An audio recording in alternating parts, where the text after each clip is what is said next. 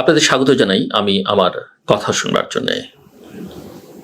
একটা বিষয় খুব পরিষ্কার করে নেওয়া ভালো, এবং কেউ যদি নির্মোহভাবে নিরাসক্তভাবে আমার কথা শুনে থাকেন তাহলে নিশ্চয়ই স্বীকার করবেন, যারা বাংলাদেশের নির্বাচন চায়, দ্রুততার সঙ্গে চায়, দ্রুততম সময় চায়, আমি তাদের মধ্যে একজন। এটা বললেও বোধহয় অত্যুক্তি হবে না বা বাড়িয়ে বলা হবে না, যদি আমি নিজেই বলছি যে আমি বোধহয় তাদের মধ্যে অন্যতম। কনসিস্টেন্টলি নির্বাচনের কথা বলছি এবং দ্রুততম সময়ে নির্বাচনের কথা বলছি, যেটা সম্ভব বলে আমি মনে করি। একই সঙ্গে আমি বলছি ফেব্রুয়ারিতে নির্বাচন হবে না।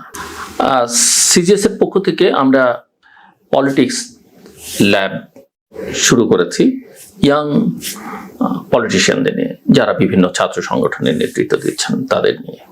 আজকে সকালে একটা সেশন ছিল এবং সেশনে আমি অংশগ্রহণকারীদের জিজ্ঞেস করছিলাম, তারা বিভিন্ন ছাত্র সংগঠনের নেতা, ফেব্রুয়ারিতে নির্বাচন হবে কিনা, কি মনে করেন, তারা বিশ্বাস করেন কিনা যে ফেব্রুয়ারিতে নির্বাচন হবে। একজনও বলেননি যে তারা বিশ্বাস করেন ফেব্রুয়ারিতে নির্বাচন হবে। আমাকে বিশ্বাস করুন, এবং বোধ করি যারা সেখানে ছিলেন তারাও শুনছেন আমার কথা। বা আমি যদি ভুল বা মিথ্যে বলে থাকি তাহলে তারা কন্টেস্ট করতে পারেন। কেন ফেব্রুয়ারিতে নির্বাচন হবে না? আমি মনে করি যে সরকারের ভেতরে থাকা একটা গুরুত্বপূর্ণ অংশ এবং রাজনীতিতে এই মুহূর্তে খানিকটা দাপট দেখানো একটা অংশ, তারা আসলে নির্বাচনটা চায় না। হ্যাঁ, তারা অনেক ভালো ভালো কিছু চায়, তারা সংস্কার চায়, তারা বিচার চায়, আমরাও বিচার চাই, আমরাও সংস্কার চাই। কিন্তু আমাদের সঙ্গে তাদের চাওয়ার পার্থক্যটা এই যে তারা আসলে এই চাওয়াটার ব্যাপারে আন্তরিক নন। তারা আসলে এই চাওয়া দিয়ে এই অজুহাতে নির্বাচনটাকে বিলম্বিত করতে চান। কেন চান? সরকারে যারা আছেন তারা কিছুদিন আরো বেশি ক্ষমতায় থাকতে পারলেন, ভবিষ্যতে তাদের পছন্দ মতো কাউকে যদি ক্ষমতায় টেনে টেনে আনা যায় সেই কারণে চান। ক্রিয়াশীল রাজনৈতিক দলগুলোর মধ্যে যারা চান তারা চান যে একটু বিলম্বিত হলে তাদের প্রস্তুতিটা ভালো হয়। ওই যে পরীক্ষার সময় যেরকম অবস্থা, অনেক ছাত্রছাত্রী যতবারই আপনি পরীক্ষা পেছান, ওই পরীক্ষা পেছানোর একটা দাবি তাদের সবসময় থাকে। তারা মনে করে পরীক্ষা পেছালেই বোধহয় তারা ভালো করবেন, যদিও তারা কোনোদিনই ভালো করে না। তো এটা একটা কারণ। আরেকটা কারণ হচ্ছে এই রাজনৈতিক শক্তিগুলো দেখছে এবং মনে করছে যে ইতিহাসের এটাই হচ্ছে মোক্ষম সময় তাদের জন্য সবকিছু গুছিয়ে নেবার। তারা বিভিন্ন প্রতিষ্ঠানে নিজেদের লোক ঢোকাতে পাচ্ছেন, ব্যবসা বাণিজ্য গুছিয়ে নিতে পাচ্ছেন, এবং ভবিষ্যতে যদি প্রশাসনিক একটা অভ্যুত্থান করা যায় সেরকম একটা পরিকল্পনা, কারণ জনগণ তাদেরকে কোনোদিন সমর্থন করবে না। সো এইসব অজুহাতে এই যেমন ধরেন এনসিপি, জামাত, ইসলামী আন্দোলন, আরো বিভিন্ন রাজনৈতিক দলের বিভিন্ন দাবির কোনো শেষ নেই। পিআর চাই, স্থানীয় সরকারের নির্বাচন চাই, ছাত্র সংসদগুলোর নির্বাচন চাই, জুলাই সনদের বাস্তবায়ন চাই, গণপরিষদের নির্বাচন চাই, সংবিধান সংস্কার পরিষদের নির্বাচন চাই, এলএফও চাই, এক্সিকিউটিভ অর্ডারে এটা করতে হবে, ওটা করতে হবে, অনেক চাওয়া তাদের। এবং চাইতে চাইতে এই যে জুলাই সনদ যেটা তৈরি হচ্ছে, আমার কাছে কেন যেন মনে হচ্ছে এই জুলাই সনদে সব রাজনৈতিক দল স্বাক্ষর করবে না। এবং ওই যে শর্ত কিভাবে বাস্তবায়ন হবে তার জন্য ইতিমধ্যে এক্সপার্টদের সঙ্গে ঐকমত্য কমিশন আলোচনা শুরু করেছে। এই বাস্তবায়ন করাটা নিয়ে একটা বড় সমস্যা। প্রথম কথা হচ্ছে জোর করে কোনো কিছু চাপিয়ে দেওয়া যায় না, চাপিয়ে দিয়ে কোনো কিছু হয় না, এটা মনস্তত্ত্বে। এই যে সংস্কার বলছি না, আপনার মনস্তত্ত্বে যদি থাকে, আপনি মাইন্ডসেটে যদি পরিবর্তন আনেন, আপনি আপনার রাজনৈতিক সংস্কৃতিতে যদি পরিবর্তন আনেন, তাহলে এগুলো হবে। অন্যথায় এগুলো কাউকে দিয়ে জোর করে করানো যাবে না। সো এরা মনে করেন যে এই নির্বাচনটা আসলে এখন চায় না। এদিকে সরকারের দিকে তাকান, অনেকেই বলছেন যে প্রফেসর মোহাম্মদ ইউনূস তো চাইছেন, তিনি ঘোষণা দিয়েছেন, তার মতো একজন ব্যক্তি ঘোষণা দিয়ে কিভাবে এখান থেকে সরবেন? সরকারের দিক থেকে আমরা এই বার্তাও পাচ্ছি কোনো শক্তি একদিনের জন্য নির্বাচন পেছাতে পারবে না। শুনতে এগুলো ভালো লাগে, কিন্তু ইতিহাস থেকে আমরা জানি যে নির্বাচনের তারিখ ঘোষণা করলেই নির্বাচন হয় তার কোনো গ্যারান্টি নেই। এরা হয়তো শুরু করবেন, চেষ্টা করতে পারবেন না। এবং প্রফেসর মোহাম্মদ ইউনূসের অত্যন্ত গুণী মানুষ, অত্যন্ত ভালো মানুষ, সম্মানিত মানুষ, আমাদের গর্বের মানুষ, তাকে নিয়ে আমরা গর্ব করি। কিন্তু বাজারে কথা প্রচলিত আছে যে তিনি তার যেহেতু অন্তত পুত্র সন্তানের প্রতি এক ধরনের বিশেষ দরদ তার মধ্যে তৈরি হয়েছে, তিনি পুত্রতুল্য মনে করেন অন্তত দুজন উপদেষ্টাকে, ছাত্র উপদেষ্টাকে। তিনজন কিনা, কারণ একজন নাই আমি বলতে পারছি না, এরকম কথাও কিন্তু চালু আছে। যে কারণেই এই যে ধরেন একজন উপদেষ্টা হাঁসের মাংস খাওয়ার তার খুব শখ, ইদানিং আবার মানুষের মধ্যে থেকে হাঁসের মাংস খাওয়ার বেশ প্রীতি। তো তিনি গভীর রাত পর্যন্ত দেশের জন্য কাজ টাজ করে তিনি হাঁসের মাংস খেতে 300 ফিটে যান। দোকান বন্ধ হয়ে যায় ভোরবেলা, তখন তিনি ওয়েস্টিনে যান।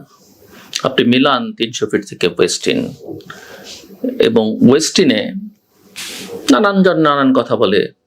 তার এত ওয়েস্টিনে যাবার অর্থবিত্ত আসলো কোত্থেকে, কারা সেখানে তাকে থাকে, সেখানে কি হয়, নানা রকমের প্রশ্ন আছে। আমি সেসব নিন্দুকদের আলোচনায় নাই বা গেলাম।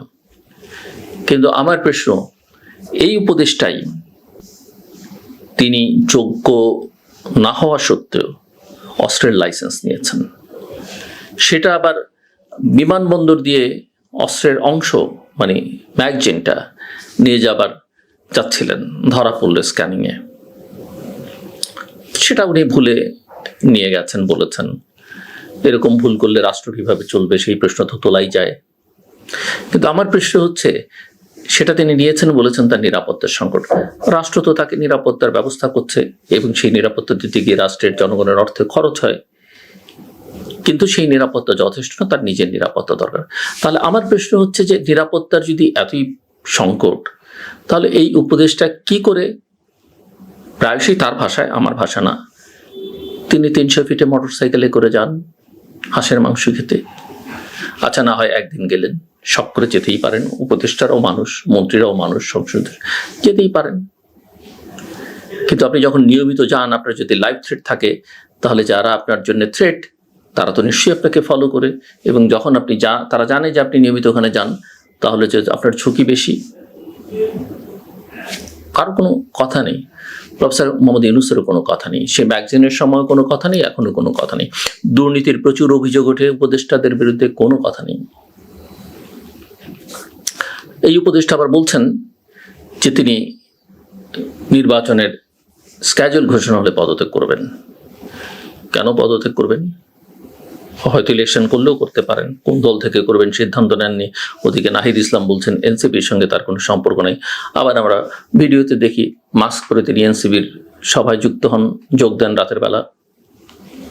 এই উপদেষ্টার এই যে ছাত্র উপদেষ্টা হিসেবে যারা আছেন, তারা দেখেছি এনসিপি যখন গঠন করা হয়, তখন একটা সার্ভে ফর্ম তারা দিয়েছিলেন জনগণের উদ্দেশ্যে। এই উপদেষ্টারা সেটা শেয়ার করেছিলেন তাদের ফেসবুক পেজে। সংযোগটা কিন্তু আমরা বুঝি, ওনারা স্বীকার করতে না চাইলেও। আবার এই উপদেষ্টাকে কেন্দ্র করে আরেকটা ভিডিওতে ভাইরাল দেখলাম দুর্নীতির অভিযোগ, কোথায় চাঁদাবাজি করতে গেছেন এবং তিনি সেটা অন্য জায়গা থেকে নিয়ন্ত্রণ করছেন, এইসব অভিযোগ। কিন্তু এতে এদের কিছু হয় না। সে কারণে আমার সংশয় যে আসলে নির্বাচনটা হবে না। এখন প্রশ্ন হচ্ছে, যদি হয় আমি কি বলবো? আমার কথা মিলল না, প্রথম কথা। স্বীকার করে নিলাম যে আমার প্রেডিকশন ঠিক নয়। রাজনীতিতে তো আর 2 2 4 মেলানো যায় না, রাজনীতির অঙ্ক ভিন্ন। কিন্তু আমি এটা জোর গলায় বলি, ফেব্রুয়ারিতে নির্বাচন হবে না, হলেও আসলে সেটা কোনো নির্বাচন হবে না। নির্বাচন বলতে যে নির্বাচনের জন্য মানুষ রক্ত দিয়েছে, যে নির্বাচনে মানুষ তার ভোটাধিকার প্রয়োগ করতে পারবে এবং ফলাফলে তার প্রতিফলন থাকবে, যেই নির্বাচনে মানুষের সামনে বাছাই করবার সুযোগ থাকে, ভালো মন্দ দেখবার সুযোগ থাকবে, সেই নির্বাচন এটা হচ্ছে না। অবাধ, সুষ্ঠু, গ্রহণযোগ্য ক্রেডিবল বলি, পার্টিসিপেটরি বলি, ইনক্লুসিভ বলি, অন্তর্ভুক্তিমূলক, অংশগ্রহণমূলক, শান্তিপূর্ণ, আন্তর্জাতিক মানসম্পন্ন, ওই সব নির্বাচনের ধারে কাছে এই নির্বাচন যাবে না। এই নির্বাচন হয়তো যারা ক্ষমতায় যাবেন যাবার স্বপ্ন টপ্ন দেখছেন, তারা হয়তো ভাগাভাগি করেও একটা নির্বাচন করতে পারেন। আমি শিওর এই ভাগাভাগি, এই আসন ছেড়ে দিয়ে একে দিয়ে ওকে দিয়ে ফলাফল ভালো হবে না।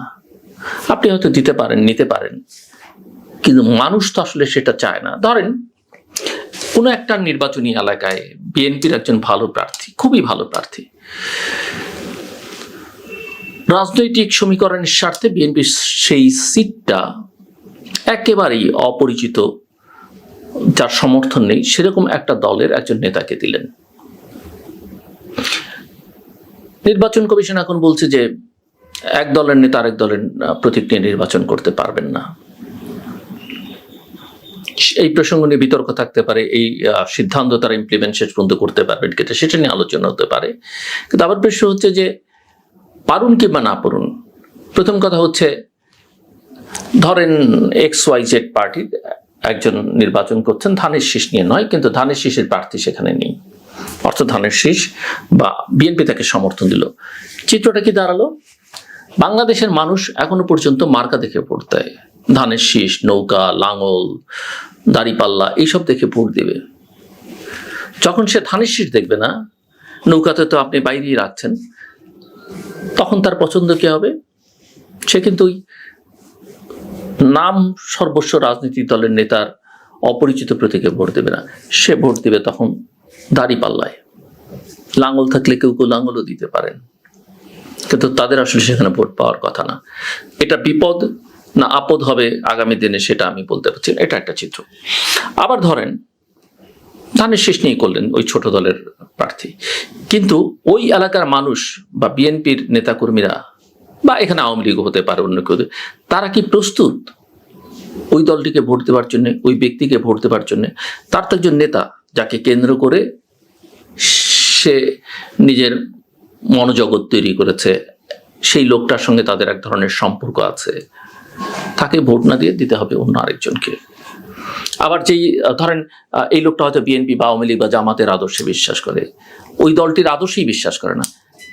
বিএনপি হয়তো একটা মধ্যপন্থার বা ডানের দিকে ঝুঁকে পড়া রাজনৈতিক দল, তাকে হয়তো একটা বামপন্থী তার সমর্থকদের ভোটারদের ভোট দিতে হবে একজন বামপন্থীকে। এটা কি যৌক্তিক? একদমই না। সেরকম ভাগাভাগি করে একটা নির্বাচন করলেও করতে পারেন, সেটারও আমি সম্ভাবনা দেখি না। কিন্তু রাজনীতিতে অনেক কিছু হয়, শেষ কথা বলে কেউ কিছু নেই। আর রবীন্দ্রনাথ ঠাকুর বলেছিলেন, শেষ কথা বলবে কে, শেষ নাহি চেয়ে। তো আমরা তো আর শেষ কথা বলতে পারি না। তো সব মিলিয়ে আমি যেটা দেখি, নির্বাচনটা দেখি না, এক ধরনের ক্যাওয়াজ, কনফিউশন, অস্থিতিশীলতা, অনিশ্চয়তায় ভরপুর বাংলাদেশ আমি সামনের দিনগুলোতে দেখছি। এটাকে ঠিকঠাক করবার কোনো উদ্যোগ নেই। আপনি পুলিশ কবে ঠিক করবেন, প্রশাসন কবে ঠিক করবেন? নির্বাচন তো এভাবে হয় না। আর এই যে নির্বাচন তো একদিনের বিষয় না। ওই যে উপদেষ্টা বললেন 2 মাস আগে পদত্যাগ করবেন বা 3 মাস আগে, নির্বাচন তো আমি মনে করি এখন থেকেই শুরু হয়েছে। প্রতিটা দিন নির্বাচনের দিনের মতো, প্রত্যেকটা রাজনৈতিক দলের অ্যাক্টিভিটিস নির্বাচন মুখে। তো সরকার কিভাবে নিরপেক্ষ? এই সরকার কি নিরপেক্ষ? আমি মনে করি না। এই সরকারকে নির্বাচন করতে সক্ষম? আমি মনে করি না। সো সিনারিও, আমি নির্বাচন চাই, ফেব্রুয়ারিতে হোক, ডিসেম্বরে হোক, যখনই হোক, যত আগে হয় ভালো। ফেব্রুয়ারিতে হলেও আমার কোনো অসুবিধা নেই, আমার কিচ্ছু যায় আসে না। আমি দেশের একজন নাগরিক, দেশের ভালো হলে ভালো। আমি প্রার্থীও না, কোনো দলের প্রতি আমার সমর্থন নেই, সংশ্লিষ্টতা নেই। কিন্তু আমি দেখি না ফেব্রুয়ারিতে নির্বাচন যদি হয় সেটা একটা যেন তেন ম্যানিপুলেটেড ইলেকশন হবে। আমি মনে করি না নির্বাচন করবার জন্য এই সরকার নিরপেক্ষ। আমি বিশ্বাস করি না বা দেখতে পাই না একটা নির্বাচন করবার জন্য যে সক্ষমতা দরকার সেটা এই সরকারের আছে। এবং অনেকগুলো ঝুঁকির মধ্যে আরেকটা ঝুঁকি হচ্ছে আওয়ামী লীগ।